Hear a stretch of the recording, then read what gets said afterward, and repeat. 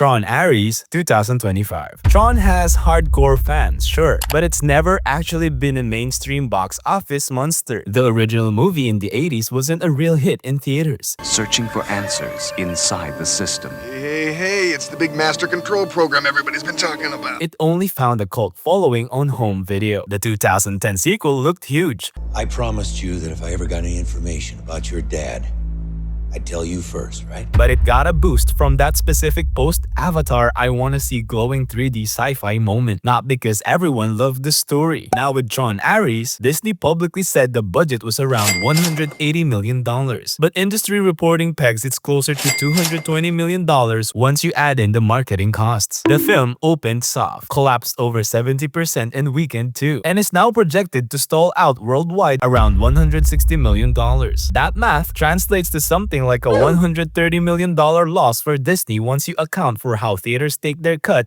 and how expensive that ad push was. I would like you to meet Ares. This is the most sophisticated security program ever written. And if by some miracle he is struck down on the battlefield, I will simply make you another. Is that Gary Vaynerchuk? The Smashing Machine 2025. This was sold as Dwayne Johnson's serious actor moment. Hello. And thank you to everyone for allowing me to be here today. With the kind of film festival energy and awards whisper campaign we usually only hear around prestige dramas, the pitch was perfect. Johnson disappearing into a real-life MMA legend, Mark Kerr, Venice ovations, best acting of his career, and Christopher Nolan co-signs. Then, it opened and almost nobody showed. The Smashing Machine debuted at about $5.9 million in its first weekend, which is the weakest opening The Rock has had in something like a decade plus, and it limped to around $18 million worldwide in total. Reports put the budget of the movie in the $50 to $60 million range, which means there's basically no path to profitability in theaters. Johnson, to his credit, immediately reframed the whole conversation. He went on Instagram and said something like, "You can't control box office, you can only control the work," which is a very polite way of saying, well, this movie flopped, but I did not. I switched to whole milk last Why didn't you week. tell me? I thought I No, told but you you. gotta tell me these things. I'm gonna get it wrong if you don't tell me these things. It's all right. I'll just make another one. One battle after another. 2025. Paul Thomas Anderson, Leonardo DiCaprio, a gigantic, swaggering, original R-rated, political, angry, violent, personal epic. And Warner Brothers said, sure, take my $175 million. Courage. Yeah. Thank you. Hey, thank you, Sensei. Thank you, Sensei. Thank you. The movie is tracking to around $200 million in global grosses max. People are talking like it's finally Anderson's "it's his year" moment. DiCaprio is in every Oscar conversation. Spielberg is reportedly calling it insane. Critics are obsessed, and audiences that did show up actually liked it enough to give it strong exit scores. The problem is just that in 2025, an R-rated 160-minute Paul Thomas Anderson political gun opera would have to make Marvel numbers just to pay for itself. That math never penciled out. Hi. What's up? What's up, homie? It's me again, Bob Ferguson. I think we had a little misunderstanding. I think we got off on the wrong foot. A Big, Bold, Beautiful Journey 2025. Sony has been loudly saying, we believe in original movies, not just sequels. And A Big, Bold, Beautiful Journey was supposed to be their proof. Margot Robbie, Colin Farrell, a dreamy high-concept romantic fantasy about second chances and cosmic doors and fate. They reportedly paid around $50 million just to lock the package, then made the movie for about $45 million.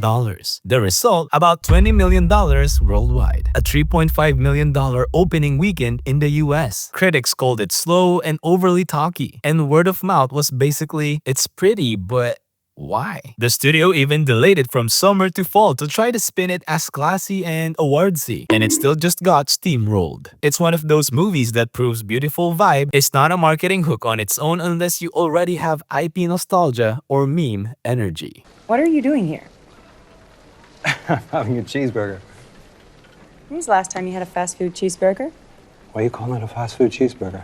Isn't that what it is? Kiss of the Spider-Woman 2025. No, this is not a Marvel movie. Jennifer Lopez won Prestige. She teamed up with Bill Condon on a new musical adaptation of Kiss of the Spider-Woman, which is already a legendary stage property. Lopez plays multiple personas. The studio lined up an Oscar season rollout. They paid to acquire the film after Sundance, and they clearly thought, this is awards bait. Instead, it got abandoned in daylight. The reported $30 million production got picked up for roughly another $30 million.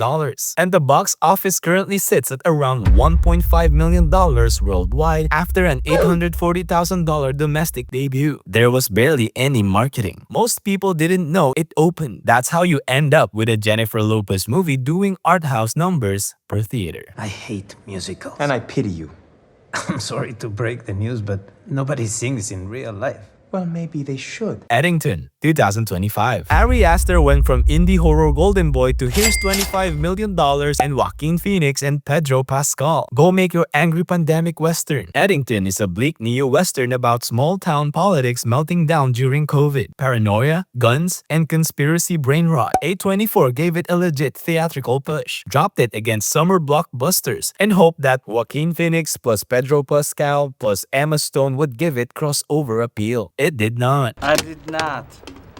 Oh, hi, Mark. Worldwide gross is sitting around $12 to $13 million against a $25 million budget, which for A24 is rough, especially after Beau is Afraid already scared audiences away the year before. Critics are split. Some called it bleak and brilliant. Others said it's smug and kind of punishes you for watching it. But either way, the mainstream audience basically said, I'm not paying theater prices to relive 2020 paranoia as prestige misery. Can we just talk? Can just the two of us? We are. Okay. Elio, 2025. Pixar used to be automatic. You slap that lamp on a teaser and it prints money. Well, not anymore. Elio, an original sci-fi story about a lonely kid who accidentally becomes humanity's ambassador to a council of aliens, had a production budget in the $150 million range. And it's still open to only about $21 million domestically and $35 million worldwide that first weekend. That's the worst opening in Pixar history. Here's why that matters. Disney tried to steer this film into message-driven, identity-driven, emotional sci-fi, then reportedly panicked, did rewrites, and watered it down mid-production. By release, even fans were saying it felt sanded down into something safe and generic, and audiences did not reward safe and generic. Snow White, 2025. I've talked about this movie for many times already this year, so feel free to watch all of those. I'm sorry. I'm just tired of seeing Rachel Zegler on my screen. I'm sorry. Thunderbolts, 2025. Remember when Marvel Studios on the poster guaranteed profit? Well, that's over. Thunderbolts is Marvel's attempt to do Suicide Squad but make it Marvel. Basically a team-up of second-string and morally gray MCU characters. The budget? It's around $180 million and the result was $382 million worldwide. Now, $382 million sounds like a lot until you remember how these movies are financed. With production plus marketing, reporting says Thunderbolts needed something closer to $425 to $500 million global just to break even. Disney literally told investors this title helped drag one of their divisions into the red for the quarter. I lost my sister again, but forever. And you disappeared. I'm sorry. That's 8 minutes. Thank you for watching. Like the video and don't forget to subscribe for more flops.